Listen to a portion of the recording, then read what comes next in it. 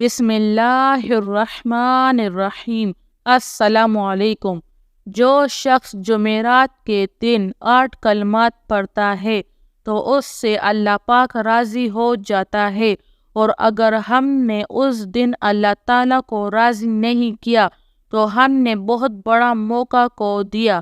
جمعرات ایک ایسا دن ہے جس دن اللہ تعالیٰ اپنے بندوں سے جلدی راضی ہو جاتا ہے، اس لیے ہم سب نے جمعرات کے دن ان 8 کلمات کو پڑھنا ہے۔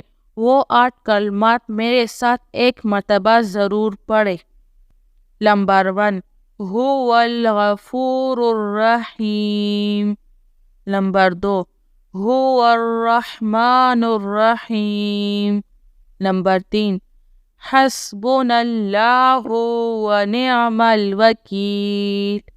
نمبر 4، ان اللہ علی کل شیء قدیر۔ نمبر 5، اللہم صلی علی محمد وعلی آل محمد۔